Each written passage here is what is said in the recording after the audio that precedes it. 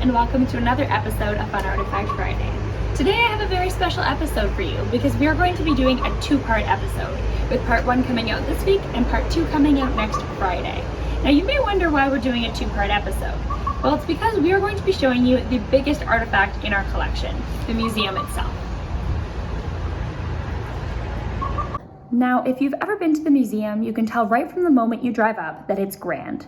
From its location perched on the shores of what used to be Kirkland Lake and the large number of windows to enjoy the view, to its wide front porch and multiple lookout balconies. This building is beautiful, and when you come inside, it only gets better.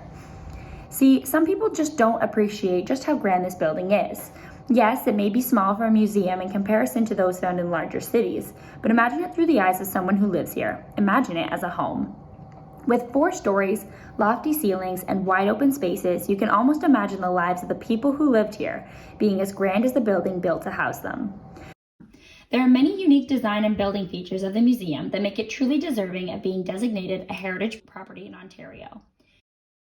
Harry Oakes' first home on the property was a 1.5-story log cabin built in 1919. There are many stories around the building of the chateau, including one about the copper roof. As the legend goes, Harry liked the aged green appearance of copper. However, it takes a long time to achieve the green coloring.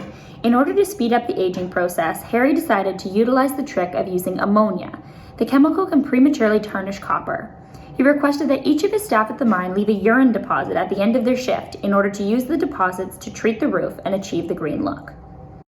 If the view of and proximity to the lake wasn't a good enough reason for Harry to build his home here, the chateau is also built on the property of what used to be the Lakeshore Gold Mine, a mine owned by Harry. Staff have always had a running joke about why there are so many windows in the home, and we've always said it was so he could see his entire mine operation from every room of the house. His proximity to the mine sure would have made commuting to work pretty easy for Harry, which sounds like it was a good thing, as there are countless stories of how tenacious and hardworking he was, never afraid to get his hands and boots dirty working on site. Harry's home was ravaged by a fire on February 15, 1929, destroying almost the entire original log cabin, save for a bit of the front. Now, little known fact about the chateau is that some of the original charred timbers of the log home were built into the framework of this home. Harry's second home was considerably larger than his first, accommodating both his status in the community as well as his growing family. Harry's mine was doing very well, and he could afford a more luxurious building. The new chateau was larger, with a front office, dining room, parlor, full pantry, and kitchen, as well as a housekeeper's apartment and billiard room downstairs. And it featured 8 bedrooms and a uniquely shaped music room on the 2nd floor. The bedrooms included one very special room for Nancy Oakes, their firstborn child. While much of the home features beautiful plastering and textured walls and ceilings, Nancy's room is a gem that stands out.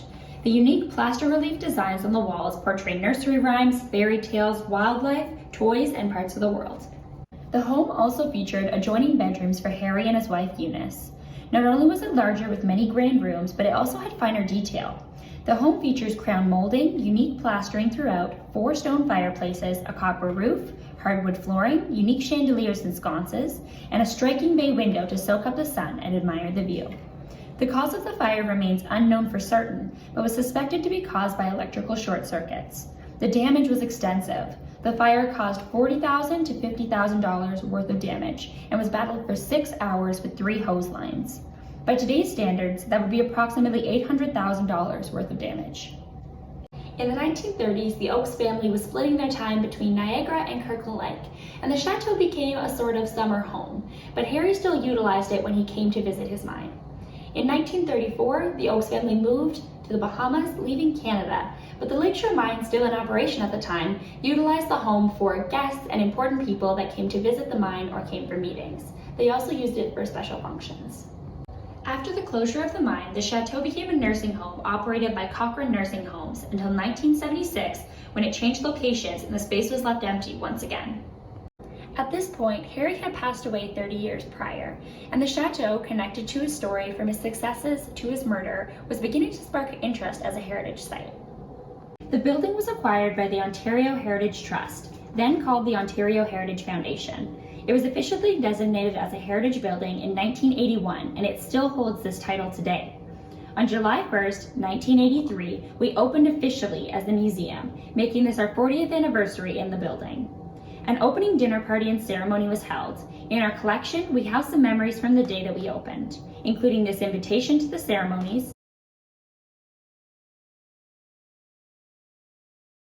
the dinner menu for the opening night dinner party, and even some pictures from the event.